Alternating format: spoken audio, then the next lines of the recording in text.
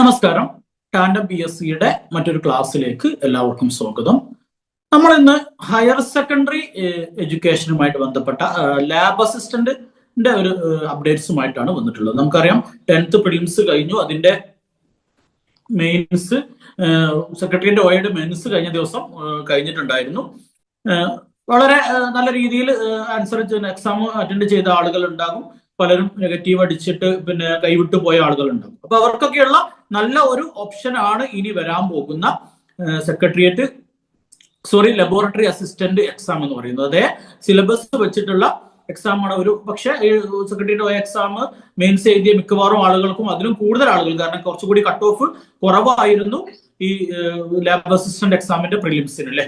അതുകൊണ്ട് തന്നെ ഒരുപാട് പേർക്ക് എക്സാം ഉണ്ടാകും. അപ്പൊ നിങ്ങൾ ഈ ഒരു ചാനൽ ഇതുവരെ സബ്സ്ക്രൈബ് ചെയ്തിട്ടില്ലെങ്കിൽ ഇപ്പോൾ തന്നെ ചാനൽ ഒന്ന് സബ്സ്ക്രൈബ് ചെയ്ത് സപ്പോർട്ട് ചെയ്യുക. തൊട്ടടുത്ത് കാണുന്ന ബെല്ലൈക്കൺ കൂടി ഒന്ന് ക്ലിക്ക് ചെയ്യുകയാണെങ്കിൽ ഇതുമായിട്ട് ബന്ധപ്പെട്ട് വീഡിയോസ് അപ്ലോഡ് ചെയ്യുമ്പോൾ തന്നെ നിങ്ങൾക്ക് നോട്ടിഫിക്കേഷൻ ആയിട്ട് ലഭിക്കും. അതോടൊപ്പം നിങ്ങൾക്ക് ഈ വീഡിയോ ഉപകാരപ്രദമാണ് എന്ന് തോന്നുകയാണെങ്കിൽ നിങ്ങളുടെ കൂട്ടുകാർക്ക് കൂടി ഇതൊന്ന് ഷെയർ ചെയ്യുക. നിങ്ങളുടെ സപ്പോർട്ടാണ് കൂടുതൽ വീഡിയോസ് ചെയ്യാനുള്ള പ്രചോദനം എന്ന് പറയുന്നത്. പലർക്കുമുള്ള ഒരു ആശങ്ക ഇതിന്റെ ഒഴിവിനെ കുറിച്ചിട്ടാണ്. കാരണം നമ്മുടെ നോട്ടിഫിക്കേഷൻ ശ്രദ്ധിച്ചാൽ അറിയാം, വളരെ കുറച്ച് ഒഴിവുകളെ നോട്ടിഫിക്കേഷനിൽ റിപ്പോർട്ട് ചെയ്തിട്ടുള്ളൂ. അപ്പൊ ആ ഒരു കണ്ടീഷൻ വെച്ചുകൊണ്ട് പല ആളുകളും ആ ഒരു ആശങ്കയിലാണ്. ഈ നമുക്ക് വളരെ കുറഞ്ഞ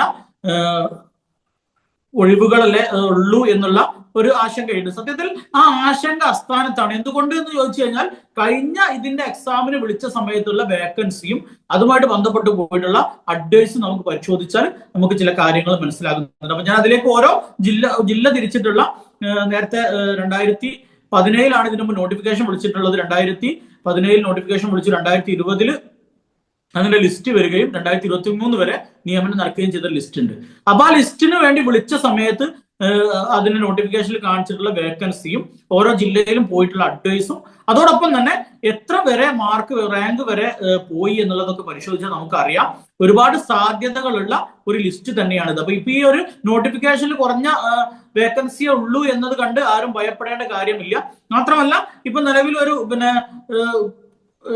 ഒരു പ്രൊമോഷന് വേണ്ടിയുള്ള വിളിച്ചിട്ടുണ്ട് ലാബ് അസിസ്റ്റന്റിൽ എന്നാണ് അറിയാൻ പറ്റിയിട്ടുള്ളത്. ഒരു നിലവിൽ ജോലി ചെയ്യുന്ന 10% ആളുകൾക്ക് പ്രൊമോഷൻ ആയിട്ട് പോവാനുള്ള സാധ്യതയുണ്ട്. അപ്പൊ അതുകൊണ്ട് തന്നെ അത് മാത്രമല്ല, ഇനി വരാൻ പോകുന്ന ഒരു വിധം PSCയുടെ ഒക്കെ ലിസ്റ്റിൽ മുകളിലുള്ളവരായിരിക്കും ഇതിന്റെ മുകളിൽ വരിക. അപ്പൊ സ്വാഭാവികമായിട്ടും NJD ഒരുപാട് കിട്ടാൻ സാധ്യതയുള്ള ഒരു പോസ്റ്റ് കൂടിയാണ്. നമുക്കറിയാം LD ക്ലർക്ക് അപേക്ഷിച്ച് നോക്കുമ്പോൾ ഒരു ബേസിക്കലി 2000 രൂപ ഇതിന് കുറവുണ്ട്. അതുകൊണ്ട് തന്നെ മിക്കവാറും ആളുകൾ LDC കിട്ടുകയാണെങ്കിൽ അതിലേക്ക് പോകാൻ സാധ്യതയുണ്ട്. അതേപോലെ സെക്രട്ടേറിയറ്റ് അസിസ്റ്റന്റ് കിട്ടുകയാണെങ്കിൽ അതിലേക്ക് പോകാൻ സാധ്യതയുണ്ട്. ആ രീതിയിലൊക്കെ ഉള്ള സാധ്യതകളുള്ള ഒരുപാട് റാങ്ക് ലിസ്റ്റിൽ താഴെ വരുന്ന ആളുകൾക്ക് വരെ നിങ്ങൾക്ക് ഞാനത് ഓരോ ജില്ല തിരിച്ചുള്ള നിലവിലുള്ള അഡ്വൈസിന്റെ സ്ഥിതി നോക്കിക്കഴിഞ്ഞാൽ നിങ്ങൾക്ക് മനസ്സിലാകും. ഒരുപാട് റാങ്ക് ലിസ്റ്റിൽ താഴെയുള്ള ആളുകൾക്ക് വരെ നിയമനം ലഭിക്കാൻ സാധ്യതയുള്ള ഒരു ലിസ്റ്റാണ് ലബോറട്ടറി അസിസ്റ്റന്റ്. അതുകൊണ്ട് തന്നെ പലരും നിങ്ങളെ തളർത്തും, കുറഞ്ഞ ഒഴിവുള്ളൂ, പഠിച്ചിട്ട് കാര്യമില്ല എന്നൊക്കെ പറഞ്ഞ് തളർത്തും. ഒരു കാര്യം മനസ്സിലാക്കുക, ഒരുപക്ഷെ നിങ്ങളെ തളർത്തുന്ന ആള് ഈ എക്സാമിന് വേണ്ടി പ്രിപ്പയർ ചെയ്യുന്ന ആളായിരിക്കും. അപ്പൊ അവർ നിങ്ങളെ തളർത്തുമ്പോൾ അവർക്ക് കോമ്പറ്റീഷൻ കുറയും എന്നുള്ള ഒരു ആനുകൂല്യം ലഭിക്കാൻ വേണ്ടി ആയിരിക്കും ചിലപ്പോൾ. അപ്പൊ അതുകൊണ്ട് അതിലൊന്നും തളരേണ്ട ആവശ്യമില്ല. നന്നായി പ്രിപ്പയർ ചെയ്ത്, പ്രത്യേകിച്ച് നിങ്ങൾ ഈ ഒരു സെക്രട്ടേറിയറ്റ് OA എക്സാമിന് ഒരു 60-ന് മുകളിൽ സ്കോർ ചെയ്തിട്ടുള്ള ആളുകളാണെങ്കിൽ, അല്ലെങ്കിൽ നിങ്ങൾ ആ ഒരു ആൻസർ ക്വസ്റ്റ്യൻ പേപ്പർ നോക്കിയിട്ട് നിങ്ങൾ ജസ്റ്റ് ഒന്ന് നിങ്ങൾക്ക് അറിയുന്നത് മാത്രം ആൻസർ ചെയ്തിട്ട് ഒരു 60-ന് മുകളിൽ നിങ്ങൾക്ക് സ്കോർ ചെയ്യാൻ പറ്റുന്നുണ്ട് എങ്കിൽ, ഒരു 75 മാർക്കാണ് അതിൽ നല്ല മാർക്ക് എന്ന് പറയാൻ പറ്റുന്നത്. ഒരു 60-ന് മുകളിൽ സ്കോർ ചെയ്യാൻ പറ്റിയ ആളുകൾ ഒന്ന് ശ്രദ്ധിച്ചു കഴിഞ്ഞാൽ വരുന്ന ഒരു മാസം കൂടി, ജൂൺ 21-നാണ് ഇതിന്റെ എക്സാം വരുന്നത്. അപ്പൊ ഒരു മാസം കൃത്യമായിട്ട് റിവിഷൻ മെത്തേഡിലൂടെ തയ്യാറെടുക്കുകയാണെങ്കിൽ നിങ്ങൾക്ക് ലിസ്റ്റിൽ കയറി ജോലി നേടാൻ പറ്റും. അപ്പൊ നിങ്ങൾ ഈ ഒരു മാസം നിങ്ങൾ കുറച്ചൊന്ന് ശ്രദ്ധിച്ചുകൊണ്ട് പഠിക്കാൻ വേണ്ടി തയ്യാറായാൽ മതി. അപ്പൊ നമുക്ക് ഈ നിലവിൽ കാണിച്ചിട്ടുള്ള വേക്കൻസികളും എന്നാൽ കഴിഞ്ഞ ലിസ്റ്റിൽ കാണിച്ച വേക്കൻസികളും അതിൽ നിന്ന് പോയിട്ടുള്ള അഡ്വൈസുകളും ഓരോ കാറ്റഗറി തിരിച്ചുകൊണ്ട് എത്ര അഡ്വൈസ് പോയി എന്നുള്ള കാര്യങ്ങളൊക്കെ നമുക്കൊന്ന് ജസ്റ്റ് ഒന്ന് നമുക്ക് നോക്കാം. ഓക്കെ,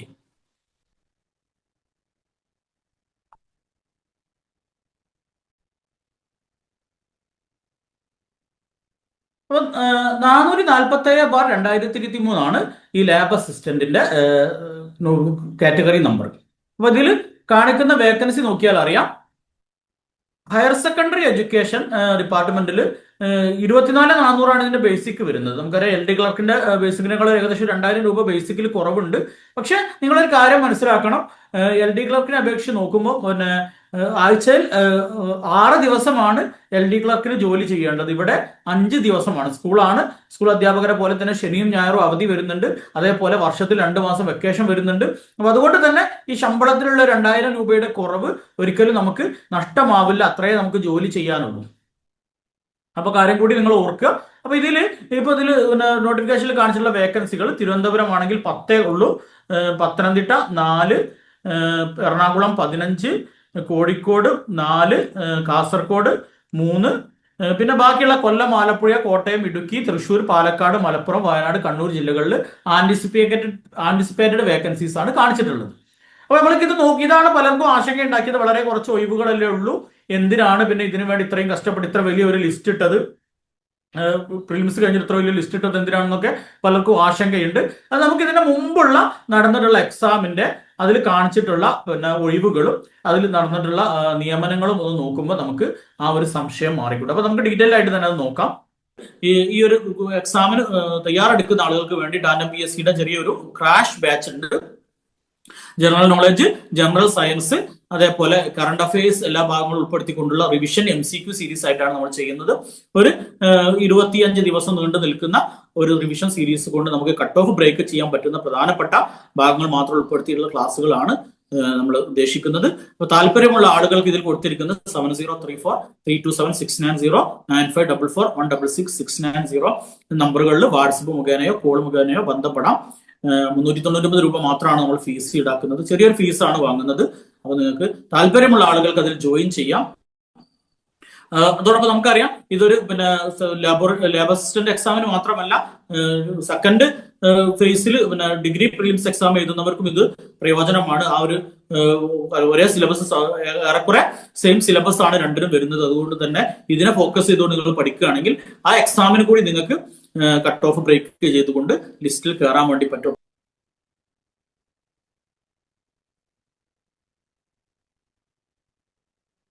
ഇതായിരുന്നു അവസാനമായിട്ട് 2017 വിളിച്ചിട്ടുള്ള 419/2017 കാറ്റഗറി നമ്പർ പ്രകാരം ഉള്ള എക്സാമിന്റെ അന്ന് വിളിച്ച സമയത്ത് കൊല്ലം ജില്ലയിൽ 6 ഒഴിവായിരുന്നു ഉണ്ടായിരുന്നത്. പത്തനംതിട്ട ജില്ലയിൽ 2 ഒഴിവ്, എറണാകുളം ജില്ലയിൽ 2 ഒഴിവ്, തൃശ്ശൂർ 3, പാലക്കാട് 12, വയനാട് 2, ബാക്കിയുള്ള ജില്ലകളിൽ ആന്റിസിപ്പേറ്ററി വേക്കൻസീസ് ആണ് കാണിച്ചിട്ടുള്ളത്. അപ്പൊ അത്രയും കുറഞ്ഞ ഒഴിവുകൾ കാണിച്ച് നോട്ടിഫിക്കേഷൻ വിളിച്ചു. 2023 വരെ ഇതിൽ നിയമനം നടത്തി. ഇതിന്റെ നിയമന രീതി എല്ലാ ജില്ലകളുടേതൊന്നും ഞാൻ നോക്കുന്നില്ല, നമുക്ക് വെറുതെ സമയം കളയാണ്ട് നിങ്ങൾക്കൊക്കെ സൈറ്റിൽ കയറി പരിശോധിച്ച് നമുക്ക് കിട്ടും. ഒരു 4 ജില്ലകളുടെ നിയമന രീതി നമുക്ക് നോക്കാം.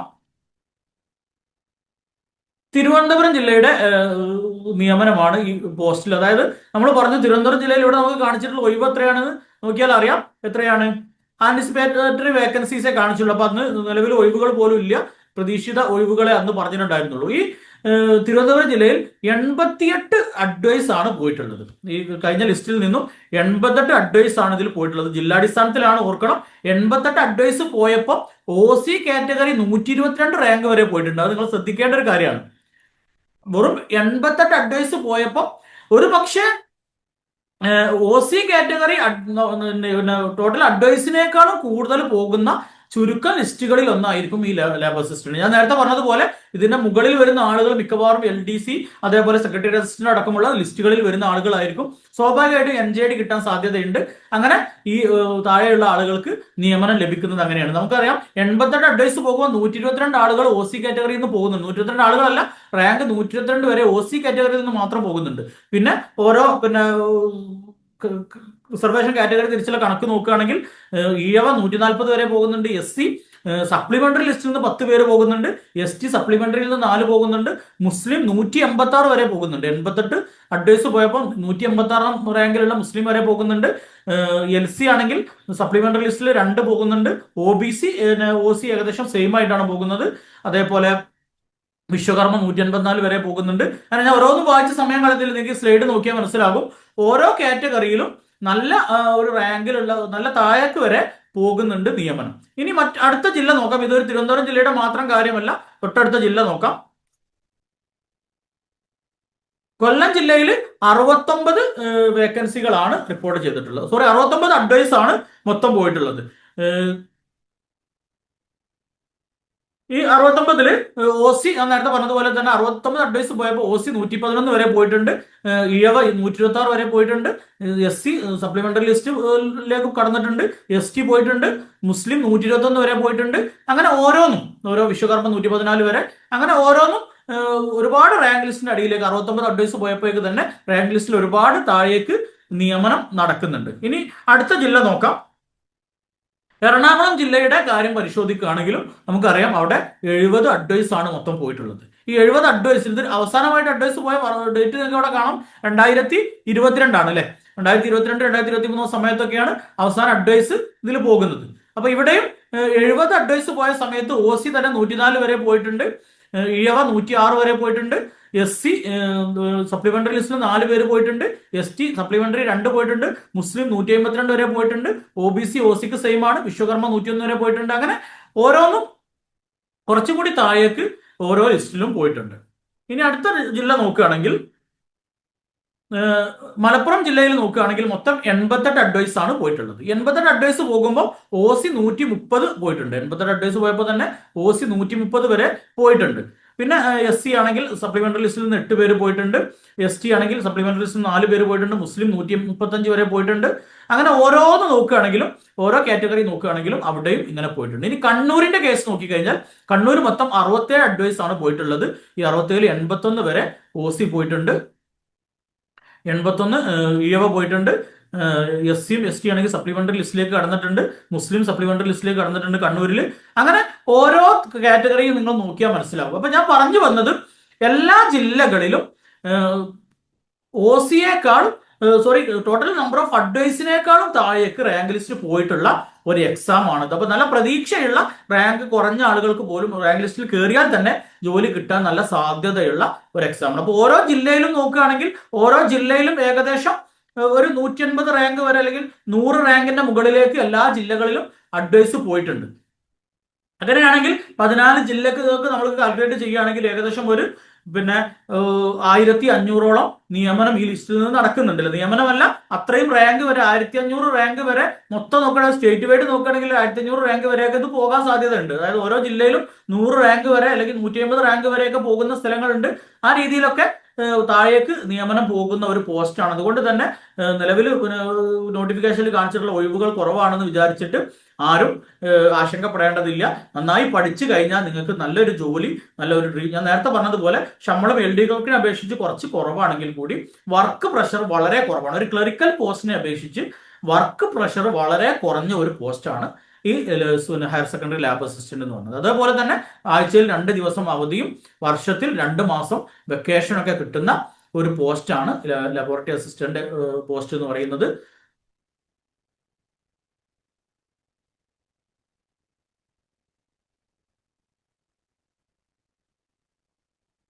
അപ്പൊ നിങ്ങൾക്ക് നല്ല ഒരു അവസരമാണ് ഇത്. പ്രത്യേകിച്ച് സെക്രട്ടേറിയറ്റ് OA എക്സാമിനൊക്കെ വേണ്ട രീതിയിൽ പെർഫോം ചെയ്യാൻ പറ്റാത്ത ആളുകൾക്ക്, നിസ്സാരമായിട്ടുള്ള അശ്രദ്ധയൊക്കെ മൂലം സെക്രട്ടേറിയറ്റ് അസിസ്റ്റന്റ് നമ്മൾ വിചാരിച്ചത് തന്നെ എഴുതാൻ പറ്റാത്ത ഒരുപാട് പേരുണ്ട്. അപ്പൊ അത്ര ആളുകൾക്ക് നല്ലൊരു അവസരമാണ്. 1 മാസമാണ് നമുക്ക് സമയമുള്ളത്. ആ 1 മാസം കൃത്യമായിട്ട് റിവിഷൻ മെത്തേഡിലൂടെ മുന്നോട്ട് പോവുകയാണ്. പ്രത്യേകിച്ച് നേരത്തെ പറഞ്ഞതുപോലെ നിങ്ങൾ ഈ സെക്രട്ടേറിയറ്റ് OA എക്സാമിന് ഒരു 60-ന് മുകളിൽ സ്കോർ ചെയ്യാൻ പറ്റുന്നവരാണ്. നിങ്ങൾക്ക് അറിയുന്ന കാര്യങ്ങൾ മാത്രം ആൻസർ ചെയ്തിട്ട് ഒരു 60-ന് മുകളിൽ സ്കോർ ചെയ്യാൻ പറ്റിയ ആളുകളാണെങ്കിൽ തീർച്ചയായിട്ടും നിങ്ങൾക്ക് അധികം നല്ലൊരു ചിട്ടയോട് കൂടിയ ഒരു റിവിഷൻ മെത്തേഡിലൂടെ നിങ്ങൾ പഠിക്കുകയാണെങ്കിൽ നിങ്ങൾക്ക് സ്കോർ ചെയ്യാൻ വേണ്ടി പറ്റും. ടാൻഡം PSC നിങ്ങളോടൊപ്പം ഉണ്ടാകും. നല്ലൊരു വീഡിയോയുമായിട്ട് വീണ്ടും കാണുന്നത് വരെ ഗുഡ് ബൈ.